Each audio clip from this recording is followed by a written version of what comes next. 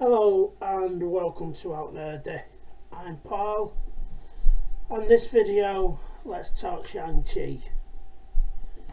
Now, certainly weren't paying money for this film at all, and I'm perfectly honestly glad I didn't. But it's on Disney Plus now and through other means, so let's have a bash at it. I wish I could say it was an enjoyable experience, but sadly I can't. This film leaves me with one big burning question: how on God's earth do you screw up a kung fu movie? Right, first of all, straight off the bat, into it we go. Sidekick Katie's not funny at all. She just isn't. No matter how hard you try and force it. And for me, that's one of my big problems with this film. Indeed, like all Marvel of late, is it just tries too damn hard to be funny. There's no emotional weight behind any situation, because rather than let it breathe and have an impact, they then crack a joke. Yeah, there are some genuine moments, and it's ruined by stupid humour that doesn't belong in the context of what's happening. The scene on the plane to China is a good example. Shang, or Shang, whatever, is explaining his origin story, but it was just joke after joke after joke. It started with a gag of how to say his real name.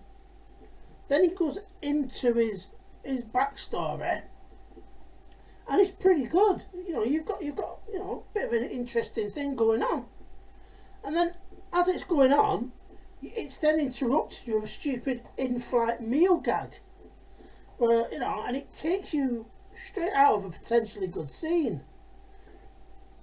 The film does have some good fight scenes. The one on the bus in particular stands out for me.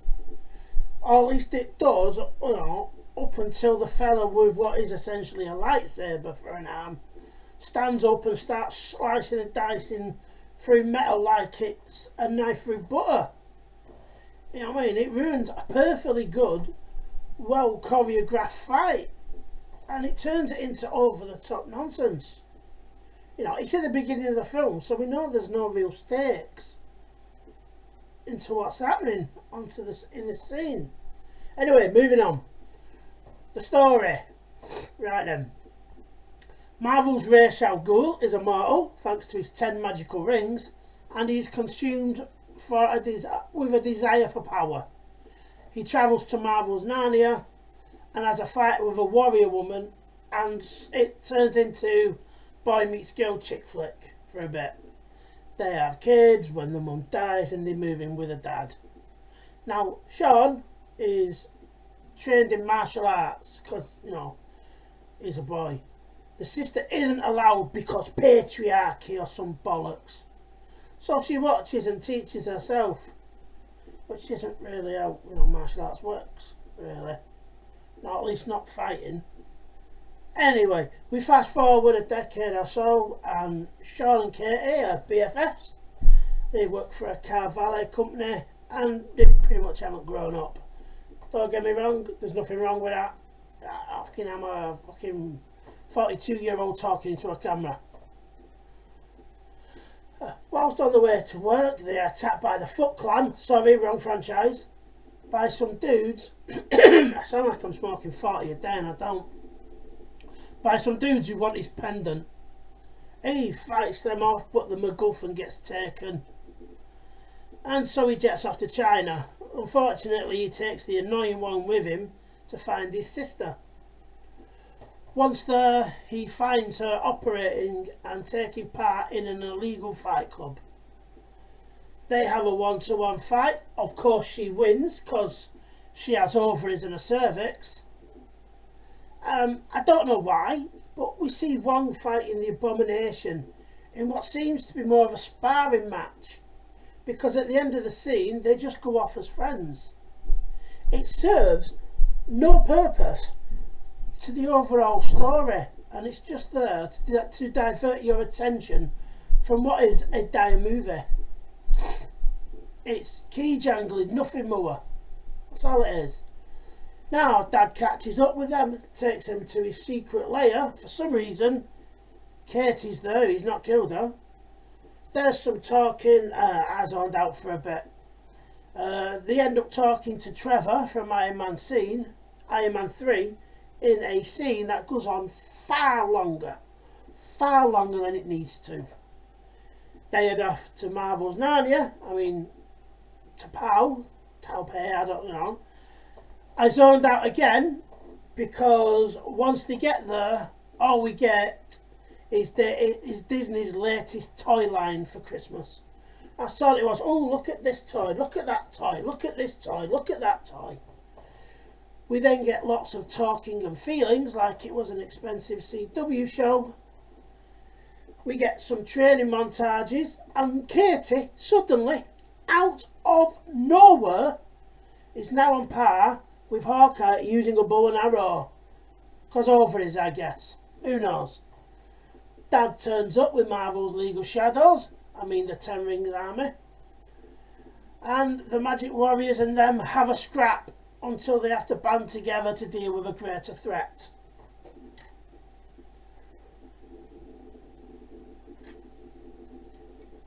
In amongst that, we get some awful CGI and we get dragons, which I get because it's Chinese culture, but it's messy, bland, and it's the same thing we've seen for a very, very long time now. The film ends with Shang having the 10 rings and his sister rebuilding the organisation for her own ends. Now, the film got banned in China or wasn't released there.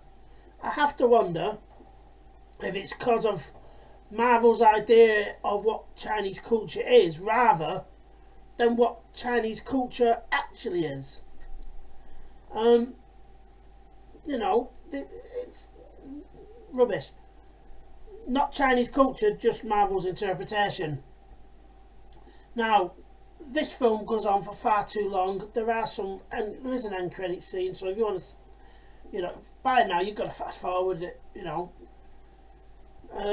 The film goes on way too long. It clocks in at about 2.5 hours. Now, it's a 90-minute film at best, and a Disney Plus film. Now, it's probably lost money overall. You can blame it on the Rona for that if you want, and because there's no China release. But let's be honest, the marketing for this film was horrendous. At least it was in the UK. All I saw was buzz posters. All I seemed to see was it was what Americans call an Asian lead for the first time. As if they were making out there hasn't been decades of lead Asian actors. Come on now, the CW beat you to it first with the updated version of Kung Fu. It's like Jackie Chan, Bruce Lee, Jet Li, Joe Taslim, and a multitude of other great actors never happened. The film is not very diverse either. It's weird how that happens, right? Now, sadly, the marketing was more concerned with its message rather than its film, which don't get me wrong, I don't think it would have helped either way, but decrying it as some fucking old-time first didn't help your cause, and neither did your actor kicking off and having a spit on Twit Twat. So, the 3 things I look for in a film. Did I enjoy the film? Did it hold my attention? No. Will I watch it again? Only if my wife annoys me and she has to watch it too. Now, it saddens me that this film came out, because under a better director, a different studio, and much better actors, this film could have been good. Yeah? It could have been something. If you want a good kung fu drama experience, I'd suggest you go to HBO Max, Sky or other places and watch Warrior.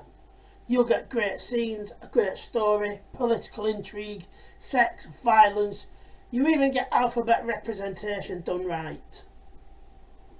As it is, Marvel's Phase 4 continues to bore, be it in the films or the TV shows. It's just a continuation of the MCU and the onward drive of shitting on its past to prop up the new generation. Anyway, that's it for this video. Hope you enjoyed it. Please like, share and subscribe.